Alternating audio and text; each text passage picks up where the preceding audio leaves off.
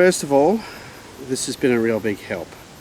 There seems to be a lot of flies. It's so dry and they're everywhere, and I'm just going to get rid of them now. So, right, this is day 2's camp. Now, I've been driving around trying to find a camp for about an hour and a half. I went to Downfall Fire Trail.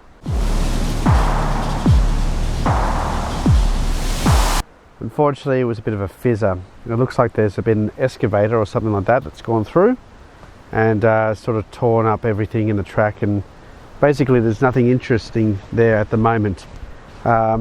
Beautiful scenery to some degree.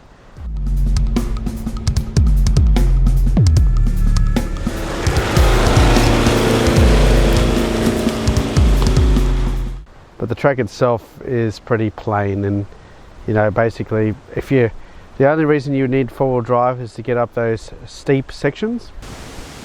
Hey, what are you going to do?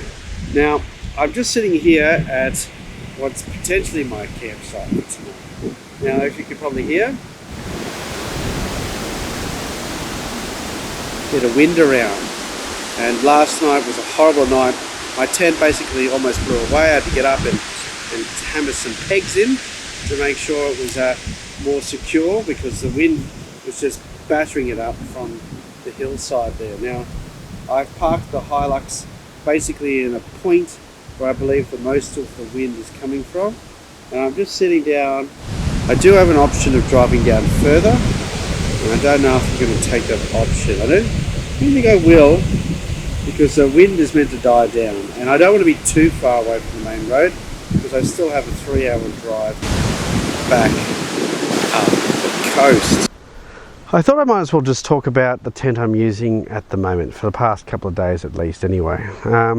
As you guys might know, I was hoping for my little bonus gear tent that was meant to come free with my BF Goodrich KM3s. Now, it never arrived in time for this trip, and I guess I'm glad in a way, because I'm familiar with the Serengeti. I've had the Serengeti, I should say, for 21 years, and I've camped in 40-degree heat in it.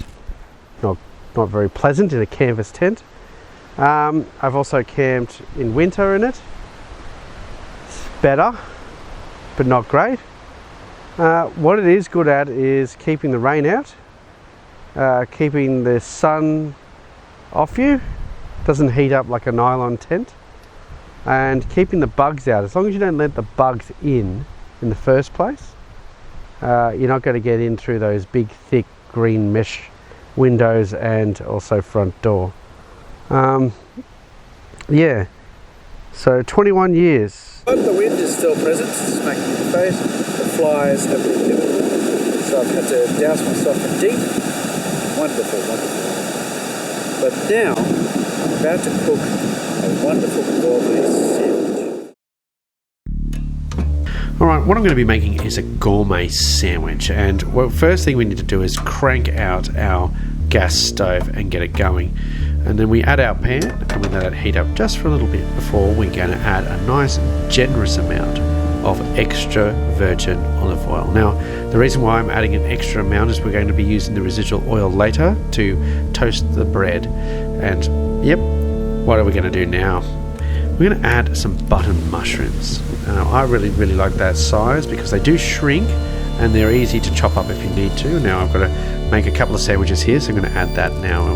Next, it's up to you what kind of ham you want to use. I'm using triple smoked round ham at the moment, which I got from Coles, and we're going to add on top of that some whole grain mustard.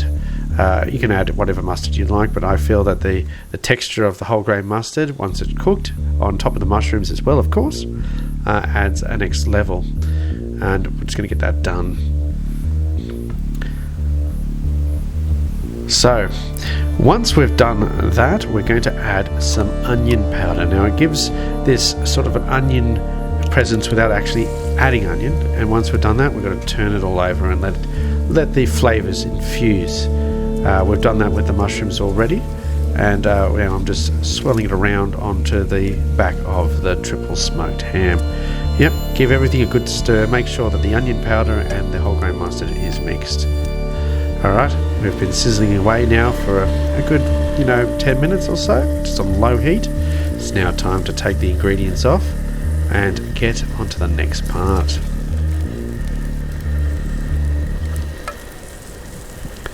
Alright, as I mentioned earlier, we're going to use the residual to cook our bread.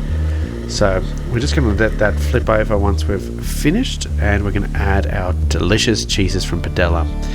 Now I'm sorry that this little bit is out of focus, I didn't see it at the time, but basically what I'm doing is adding the two different cheeses and we're putting it together on opposite ends. Next I'm going to fill the gaps where the cheeses are with the mushrooms, because once you push down on the bread at the end, it's going to be really, really delicious. Of course, now our triple smoked ham with our whole grain mustard infused flavour. I've chosen to add a little bit of tomato sauce. You can have whatever sauce you want. And once that's all done, we're going to place it together and push down firmly so you get everything, getting together. Now, that was really, really, really, really, really easy to do. And I would suggest, if you're not being too health conscious, this is a really lovely snack to have if you're in a campsite. All right, I'm Peter from Team Low Range 4x4. Don't forget to, yes, thank you once again, and I'll catch you in the next film.